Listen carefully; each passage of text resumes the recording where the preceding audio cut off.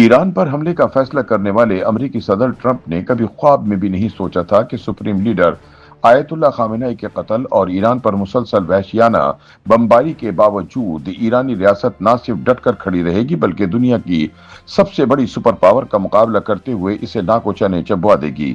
معروف لکھاری اور تجزیہ کار ایاز امیر اپنے تجزیے میں ان خیالات کا اظہار کرتے ہوئے کہتے ہیں کہ یہ انقلاب کے کندن میں پک جانے والی ایرانی قوم کا کردار ہے کہ امریکہ کو ایسے سنگین نتائج بھگتنے پڑ رہے ہیں جو پہلے کسی کے تصور میں نہ تھے۔ ایک جانب صدر ٹرمپ یہ دعویٰ کر رہے ہیں کہ امریکہ نے ایران کی بحری اور فضائی طاقت کا خاتمہ کر دیا ہے، تو دوسری جانب ایران کی جانب سے تہران پر حملہ کرنے والے اربوں ڈالرز مالیت کے امریکی جنگی جہاز گرائے جا رہے ہیں۔ یہی وجہ ہے کہ اب صدر ٹرمپ مذاکرات کے لیے بیتاب ہیں اور مسلسل ایران کو مذاکرات کی میز پر بٹھانے کے لیے دھمکیوں سے دباؤ میں لانے کی کوشش کر رہے ہیں۔ ایاز امیر کے مطابق جنگوں میں اصل شکست صرف نقصان اٹھانے سے نہیں بلکہ حوصلہ ہارنے سے ہوتی ہے۔ وہ فرانس کی جنگ کی مثال دیتے ہیں جہاں پیرس پر بمباری کے بغیر ہی فرانس نے ہتھیار ڈال دیے۔ ان کا کہنا ہے کہ 1971 کا سانحہ مشرقی پاکستان بھی اسی تناظر میں دیکھا جا سکتا ہے جہاں 1 لاکھ پاکستانی افواج نے لڑے بغیر ہی ہتھیار ڈال دیے تھے۔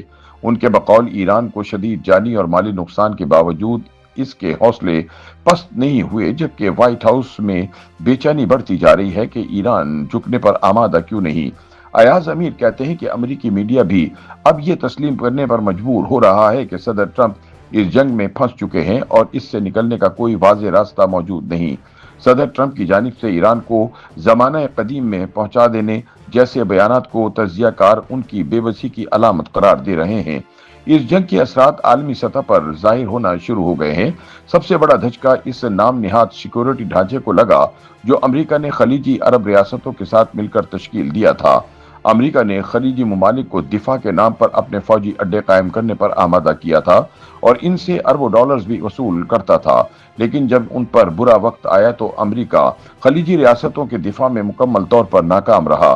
ایران کے حملوں کے سامنے نہ صرف امریکی فوجی اڈے بلکہ تیل اور گیس کی تنصیبات بھی غیر محفوظ ثابت ہوئی ہیں۔ خطے میں توانائی کی پیداوار متاثر ہوئی ہے اور خلیجی ریاستوں میں قائم کئی امریکی اڈے میزائل اور ڈرون حملوں کی زد میں آ کر تباہ ہو چکے ہیں۔ ایاز امیر کے مطابق خلیج فارس میں واقع ہرمز نامی اہم ترین آبی گزرگاہ کی بندش نے دنیا کی معیشت کو ہلا کر رکھ دیا ہے اور عالمی طاقتوں کو ایک بڑی مصیبت میں ڈال دیا ہے۔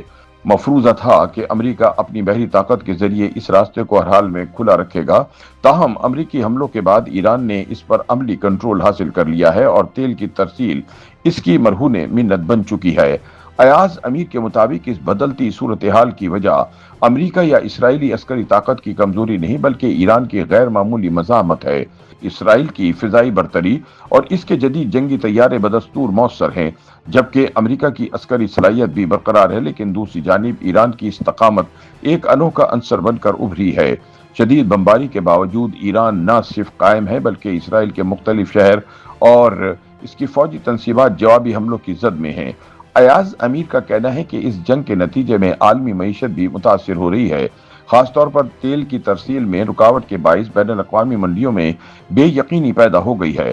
امریکہ اور اس کے اتحادیوں کا خیال تھا کہ چند روز کی بمباری سے ایرانی قیادت ختم ہو جائے گی، ایرانی عوام حکومت کے خلاف بغاوت کر دیں گے اور ریاست کمزور ہو جائے گی، جس کے بعد رجیم تبدیل ہو جائے گا، مگر یہ اندازے غلط ثابت ہوئے۔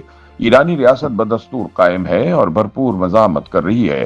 ایاز امیر کہتے ہیں کہ جنگ سے قبل امریکہ کے اندر ہی کچھ حلقوں کی جانب سے ایران پر حملے کو خطرناک قرار دیا جا رہا تھا، مگر ان آوازوں کو نظر انداز کر دیا گیا۔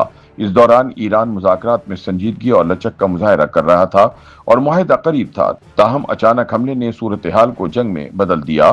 امریکی وزیر دفاع سمیت دیگر حکام کے بیانات اور زمینی حقائق میں تضاد واضح ہے۔ ایک طرف ایران کی عسکری صلاحیت کے خاتمے کے دعوے کیے جا رہے ہیں، جبکہ دوسری طرف مسلسل میزائل اور ڈرون حملے جاری ہیں۔ ایسے میں ایاز امیر نے مسلم دنیا خصوصاً تیل پیدا کرنے والے عرب ممالک کو مشورہ دیا ہے کہ وہ بدلتی صورتحال کا ادراک کریں۔ امریکہ کی دفاعی ضمانتیں غیر مؤثر ثابت ہو رہی ہیں، اس لیے ایک نئے علاقائی دفاعی نظام کی ضرورت ہے جس میں ایران اور عرب ممالک برابر کے شریک ہوں۔ انہوں نے افسوس کا اظہار کیا کہ ایک مسلم ملک پر حملے کے باوجود مسلم دنیا کی جانب سے مؤثر رد عمل سامنے نہیں آیا۔ जबकि ईरान की जानिब से अकेले ही कम तरीन वसाइल के बावजूद अमेरिका जैसी सुपर पावर के खिलाफ बेमिसाल मज़ाहमत का मुजाहरा किया जा रहा है। YouTube पर गूगली न्यूज देखने के लिए youtube.com की सर्च बार में गूगली न्यूज टीवी टाइप करें। गूगली न्यूज के पेज पर सुर्ख रंग के सब्सक्रिप्शन वाले बटन पर क्लिक करना ना भूलिए। YouTube पेज पर अपलोड होने वाली वीडियोस से बाखबर रहने के लिए बेल आइकन पर क्लिक कीजिए। आपको हर नई वीडियो के बारे में नोटिफिकेशन मौसूल हो जाएगा।